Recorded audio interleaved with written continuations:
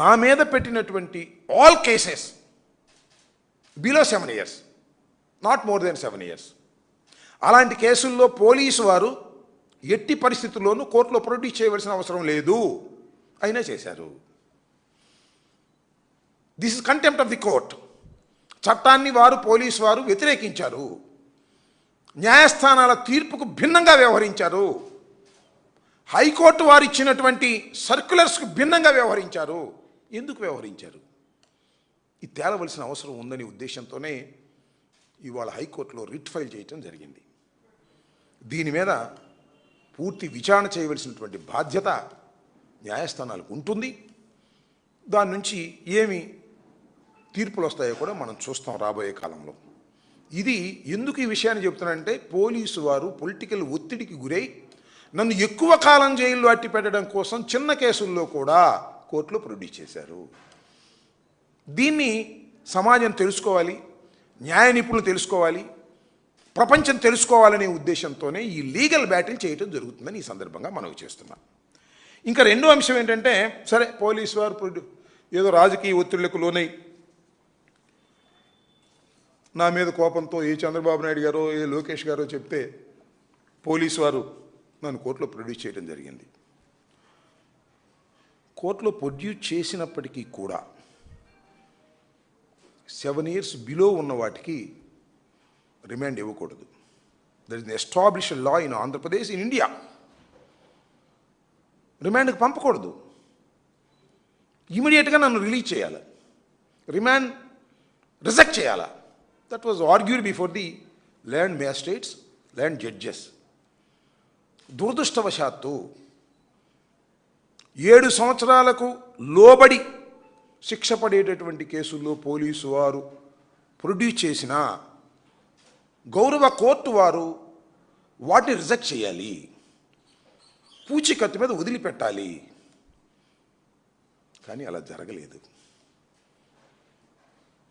The judicial magistrates, గౌరవ officers రిమాండ్కి పంపారు. This is most illegal. They have not applied their mind. ఇది జరగకూడదు. ఇలా జరిగితే ప్రజాస్వామ్యంలో చట్టం మీద విలువ పోతుంది, సుప్రీంకోర్టు హైకోర్టు ఇచ్చిన జడ్జిమెంట్స్కి విలువ పోతుంది,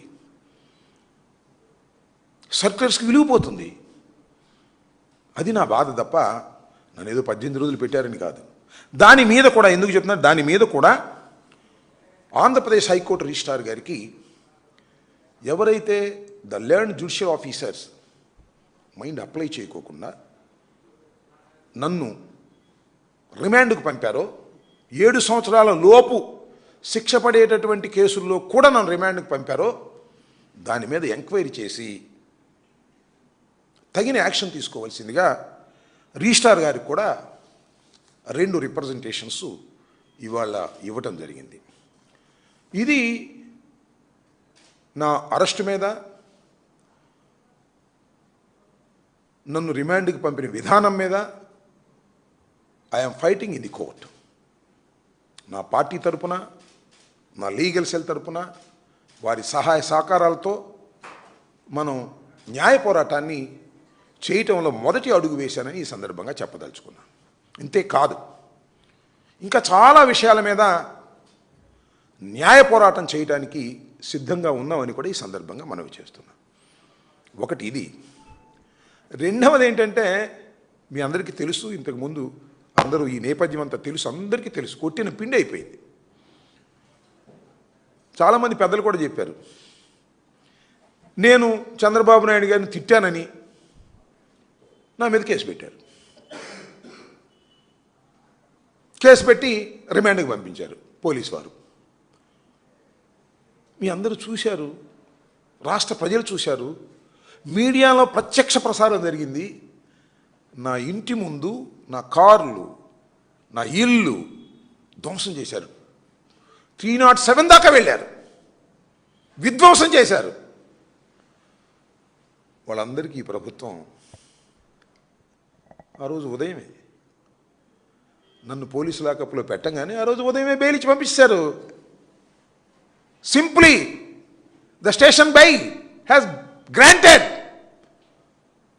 నా ఇల్లు ధ్వంసం చేసిన వాళ్ళు, నన్ను చంపడానికి ప్రయత్నం చేసిన వాళ్ళు, నా కారులు దహనం చేసిన వాళ్ళు, నా ఇంటికి నిప్పండించిన వాళ్ళు సింపుల్గా వెళ్ళిపోయారు అంతే. ఇది చట్టం ఇవాళ రాష్ట్రంలో. దీన్ని వదిలేస్తేలాగా ఇవాళ నాకు జరిగింది, రేపు మరొక జరిగింది. దీని మీద కూడా లీగల్గా యాక్షన్కి గౌరవ హైకోర్టుకి వెళ్ళాలని నిర్ణయించుకున్నాం. మొదటి అడుగు ద్వేషం, రెండో అడుగు అది వేయబోతున్నాం. 2-3 రోజుల్లోనే దానికి కూడా పేపర్స్ తయారవుతున్నాయి. మూడో అంశం ఏమిటంటే, నన్ను 31వ తారీఖున రాత్రి 10:20కి తీసుకువెళ్ళిన తర్వాత 2:30కి నన్ను లాకప్ నుంచి బయటికి తీసుకొచ్చారు. ఎందుకు తీసుకొచ్చారు? బాత్రూమ్ కూడా దానిలోనే ఉంది, మంచినీళ్ళు బాటిల్ కూడా దానిలో ఇచ్చి. ఎందుకు తీసుకొచ్చారు? ఫిజికల్గా హెరాస్ చేయాలని తీసుకొచ్చారు, హెరాస్ చేశారు. ఇది ప్రజాస్వామ్యంలో చాలా దుర్మార్గమైన చర్య. ఈ చర్యని అధికారంలో 5 సంవత్సరాల పాటు ఉన్నటువంటి రాజకీయ పార్టీ నాయకుడిగా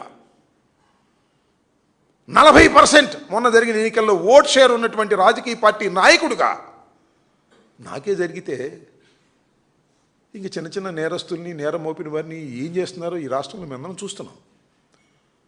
బేడీలేసి నడిపించారు. నడిపించకూడదు. నన్ను లాకప్లో వేయచ్చు, తప్పలేదు, వేసుకోండి, ఉన్నా లాకప్లో.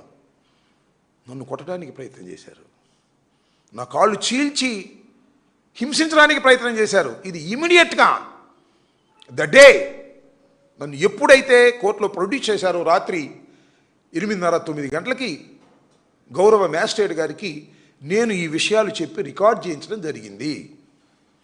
దాని మీద కూడా కస్టోడియల్ టార్చర్ మీద కూడా న్యాయ పోరాటం చేయబోతున్నాము. ఒక్కటొక్కటిగా మొన్న జరిగినటువంటి ఇన్సిడెంట్ ఉందే, 31వ తారీఖు రాత్రి జరిగినటువంటి ఇన్సిడెంట్, అది నాకు జరగవచ్చు, రేపు మరొకరికి జరగవచ్చు. అతి దారుణమైనటువంటి అంశం. ప్రజాస్వామ్యంలో అలా జరగకూడదు.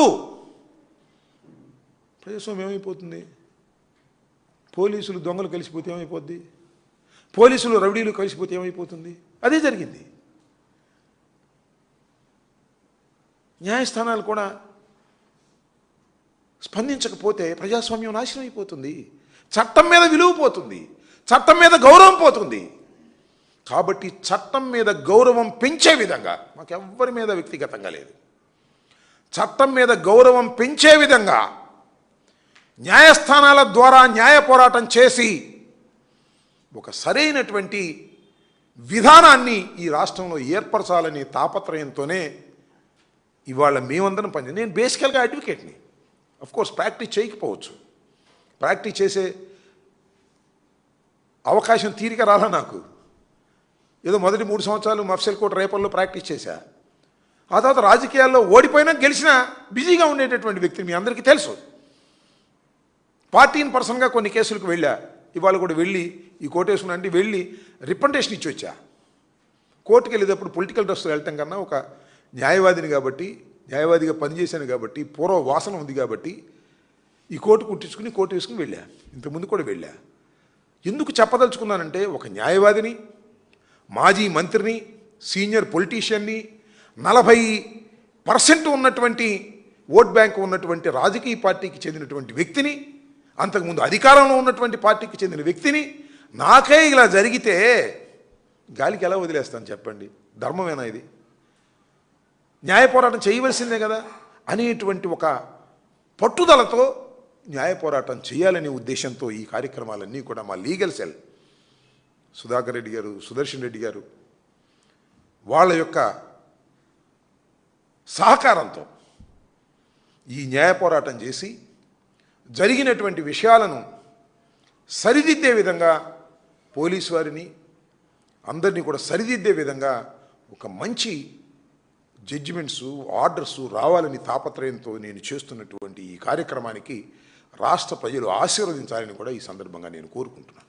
ఇది ఒక లీగల్ బ్యాటిల్, చట్టపరంగా జరుగుతున్నటువంటి అంశాల మీద. నేనేమి ఇల్లీగల్గా చేసే మనిషిని కాదు. చట్ట ప్రకారంగా వీటి మీద ఒక న్యాయబద్ధమైనటువంటి ఒక పోరాటాన్ని చేయటం కోసం ఇవాళ ప్రారంభించాం. ఇంకా సందర్భాలు వచ్చినప్పుడు కూడా వాటన్నిటినీ మీ ద్వారా రాష్ట్ర ప్రజానీకానికి, మీడియాకి, న్యాయ నిపుణులకి, న్యాయం మీద గౌరవం ఉన్న వారికి, రాష్ట్ర ప్రజానీకానికి తెలియపరిచేటటువంటి కార్యక్రమం చేస్తానని ఈ సందర్భంగా నేను చెప్పదలుచుకున్నాను.